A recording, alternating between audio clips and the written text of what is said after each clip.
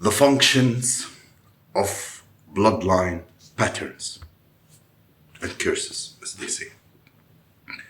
Your father's blood, it will make sense. Your father's blood, believe it or not, your father's blood speaks in your body. It is very important for one to understand. That's why when a child is born, the child carries the blood of the father.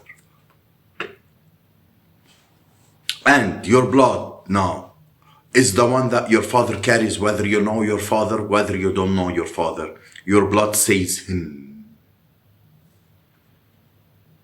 That's why Jesus did not have a biological father, but his father was God. That's why Jesus was of a pure blood, because Joseph was not his biological father.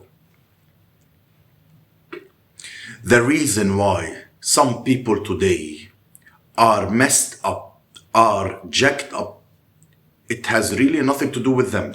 The reason why they are experiencing that because of the blood they carry. I'll give an example and I'll go deeper. When you read the Bible in the book of Job and you read the Bible in the book of Psalm, you hear two guys saying something that really powerful yet simple in the same time. David put it that way: I was a sinner while I was in my mother's womb. I said, wait a minute, David, how you are a sinner and you had never sinned? Because you are in your mother's womb. We didn't even alter the word. You didn't even open your eyes. You didn't even cry. But how am I a sinner? What's in your mother's womb? Is because, yes, he has not yet born, but he carries in him the Father's blood. And his father is a sinner.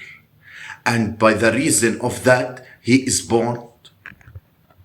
Not because but his father was a sinner. You know, where I'm taking you to make sense. So there are people who are experiencing limitation. And believe it or not, it has nothing to do with them. And because we live in a days that ignorance is what people feed on, somebody will hear this kind of a teaching and will say, this is generational curses. If you don't know what he's talking about, if you don't know generational curses, you will die like a chicken. If you don't know the generation pattern, you'll die like a chicken. God is a generational pattern.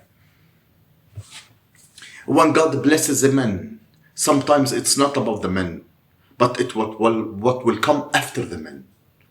God can spare a life of a man who is a sinner not because of him. God can answer a prayer of a sinner not because of the righteousness of the prayer, because God, look what will come out of the man for generation for him. God is a generational God. That's why when Moses said to him, whom shall I say have sent me? I am the I am. I am the God of Abraham, the God of Isaac, and the God of Jacob.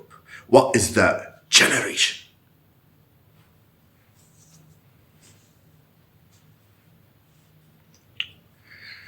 The number one limitation enemy, the number one enemy that going to fight your destiny, not a witch neighbor, is your blood.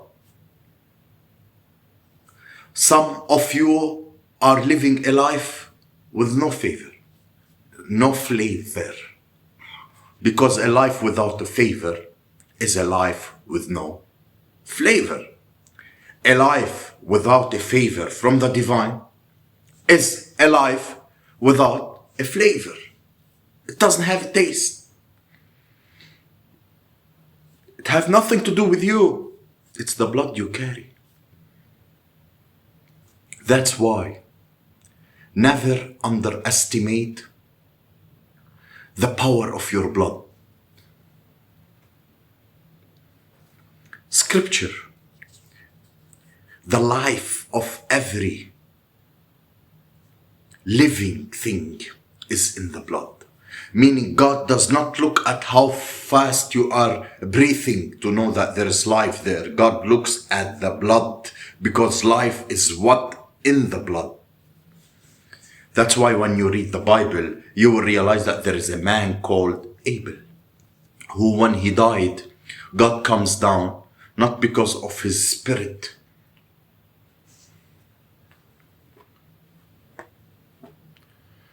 As they say, God comes down not because of his spirit, but God comes down because of the blood.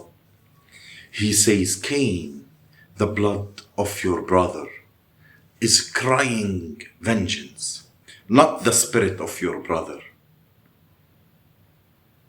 The blood. That's why hematologists, if you visit them and you have a condition, the first thing they do, they take a sample of your blood. The blood speaks. Yes, some people are suffering the curses of 5 generational cycles of their fathers.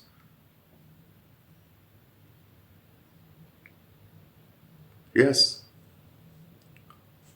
Some people broke that pattern, understand it. Some people, they never understand it. Some people, they indulge in it. The blood, it's a good man. The blood is the ancestor. The blood decide your spiritual rank. The blood.